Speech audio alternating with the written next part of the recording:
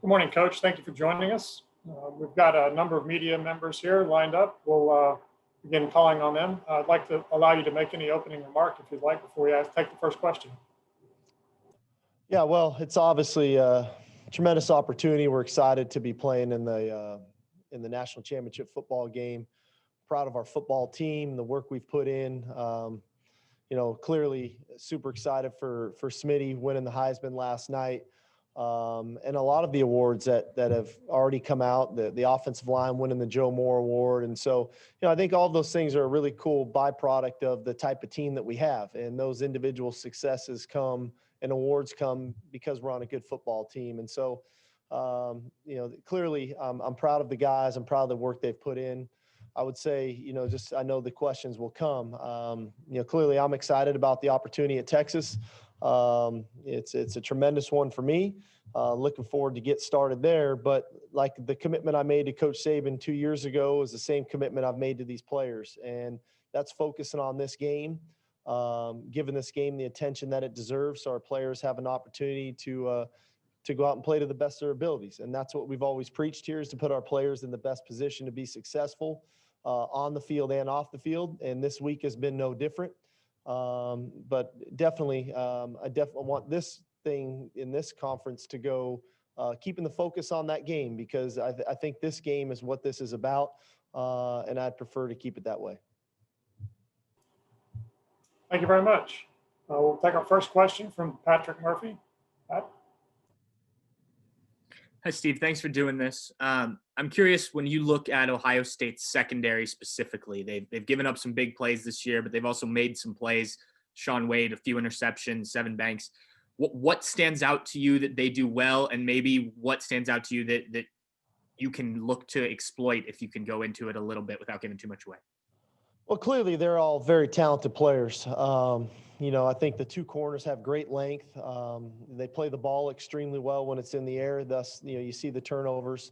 They can play man-to-man. They can play zone coverage. I think one of the keys to passing the football is doing a great job up front. We're gonna have to protect well when it's time to throw the football, so we can allow Mac the time and the receivers time to do their thing down the field. And then we're going to have to win one-on-one opportunities when they come. And I think, when it's a talented group back there, that's the challenge, is to win your one-on-one battles. So that's what the focus will be on. Next is Dennis Dodd. Dennis? Hey, Sark. How exactly are you dividing your time? Are you doing all your game prep, then doing, Texas recruiting or whatever? How is that working out? Quite honestly, my week for me would be a normal game week, as if I hadn't taken the Texas job. So my focus is on the game. I'm prepping for the ball game. Any of the spare time that I do have, that's getting my attention for the job at Texas, whether that's staffing or recruiting, things of that nature. But I would say my week has been as normal as it could be and has been of game planning and prepping for the ball game. Next, we'll have Matt Baker. Matt? Hey, Steve, it's no secret that you guys at Bama and Ohio State have recruited at an elite level. What does it take for a program to recruit at the level you guys have done over the last few years? Well, I think, it starts with the evaluation process. Coach Saban is tremendous at it. We're diligent at the evaluation process. I think that's first and foremost, identifying the players that fit your program and the things that you're looking for, the characteristics you're looking for, whether that's physically or off the field, whatever those may be. I think too is developing those relationships. I think relationships are key in recruiting, and developing those relationships that are needed so you really can get to know people. They can get to know you. You can start to make that connection. And then thirdly, I think, one of the misnomers is that Alabama and Ohio State are the only ones that sign 4- and 5-star players.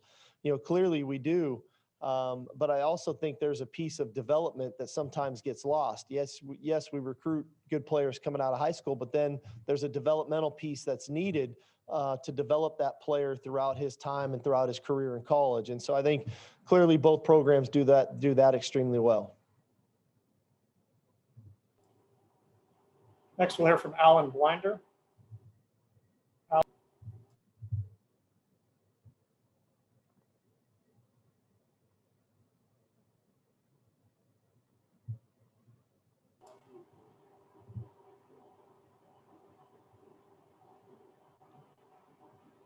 We're having some trouble there, so let's go to Jeff Spiegel. Jeff?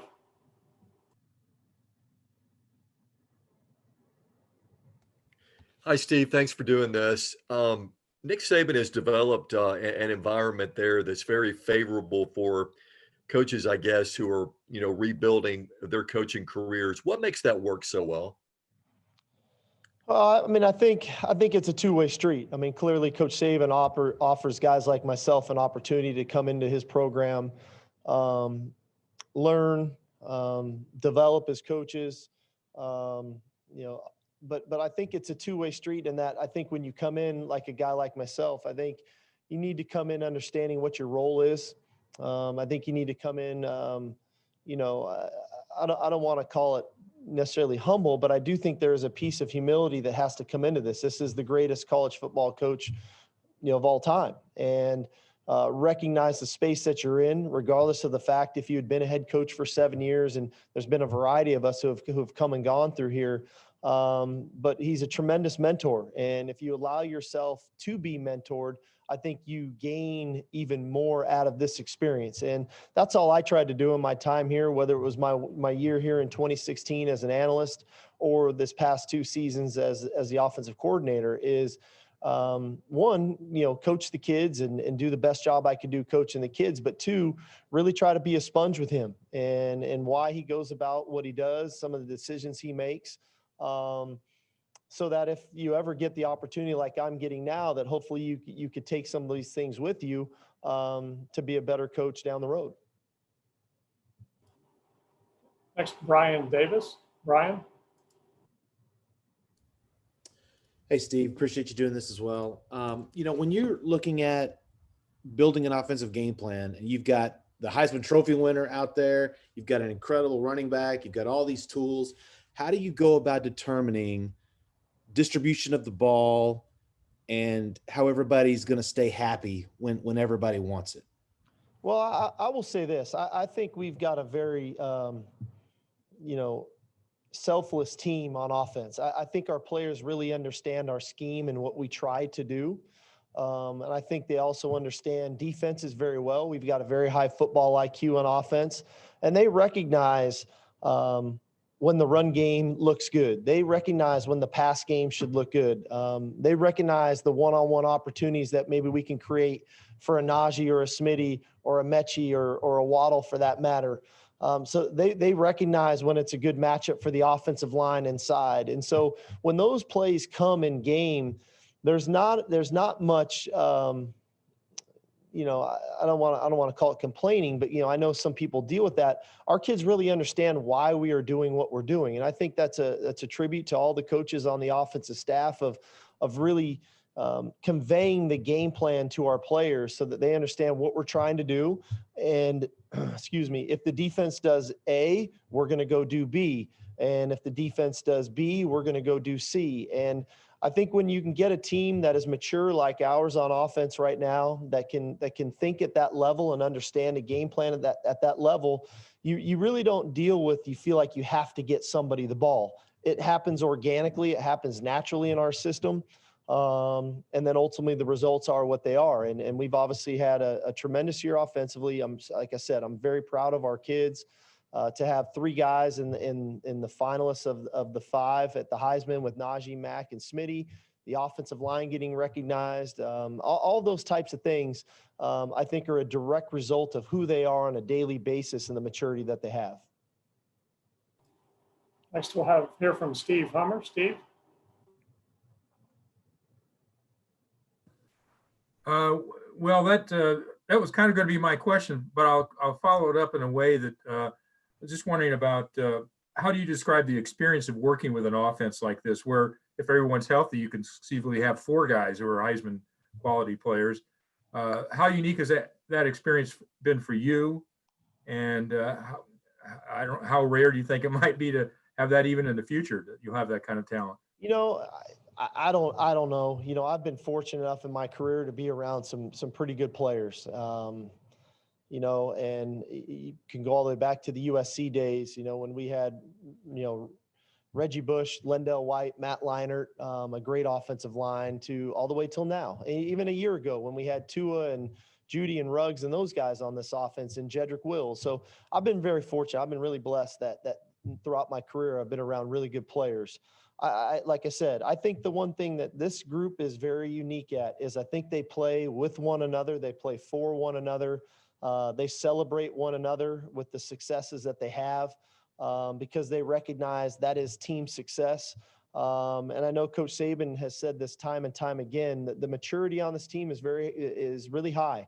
And through a year when all of us, coaches, players, different teams, professional sports, college sports, have dealt with a lot with the pandemic, our leadership on our team has been tremendous, and they've remained focused. They've remained detailed in their approach.